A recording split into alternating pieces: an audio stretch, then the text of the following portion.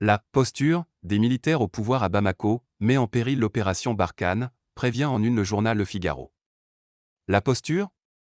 Pas moins de 4 plumes de ce quotidien, dont celle d'un éditorialiste, ont trempé dans le même encrier pour développer et commenter ce défi à la France par Bamako, selon ce journal, lancé.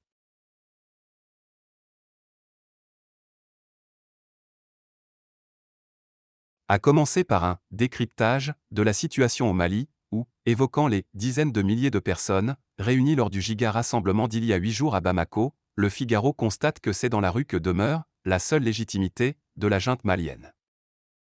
Rappelant l'interview télévisée de Choguel Maïga, présentée par Le Figaro comme un panafricaniste au souverainisme sourcilleux, et durant laquelle le Premier ministre malien a réclamé la relecture de l'accord de défense entre Paris et Bamako, ce quotidien présente ce texte comme indispensable au fonctionnement de l'intervention française, et Bamako le sait, complète Le Figaro, auquel une source, évoquant le sujet délicat de l'espace aérien malien, se montre serein en signalant la conclusion de simples accords de déconfliction, pour éviter que plusieurs appareils se retrouvent sans le savoir dans la même zone, mais Paris le reconnaît. Sans un cadre politique clair et partagé, il est difficile d'imaginer continuer l'intervention militaire, énonce Le Figaro.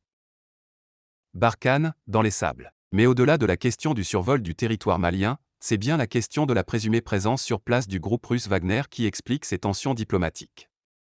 Dans le doute, Le Figaro se borne à formuler que la junte pactise avec les mercenaires russes du groupe Wagner. En attendant, il faut bien constater que la menace islamiste n'a pas reculé dans la région, s'étendant au contraire vers le sud, jusqu'en Côte d'Ivoire et au Bénin, admet-il.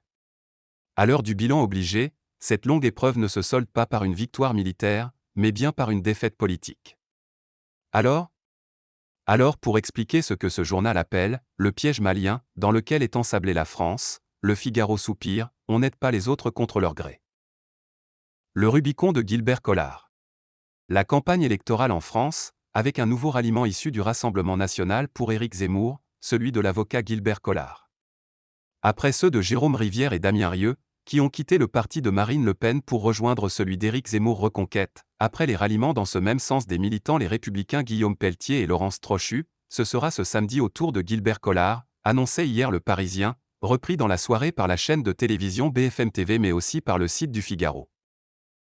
Selon Le Parisien, Gilbert Collard aurait fait savoir son empressement et il a été finalement convenu qu'il puisse participer à une réunion publique, aujourd'hui à Cannes, sud-est de la France, dont le thème est justement l'union des droites. Élu député européen il y a 3 ans sous les couleurs du Rassemblement national, Gilbert Collard va annoncer son ralliement à Reconquête, lors du meeting du candidat à l'élection présidentielle ce samedi, à Cannes, assure aussi le site du Figaro.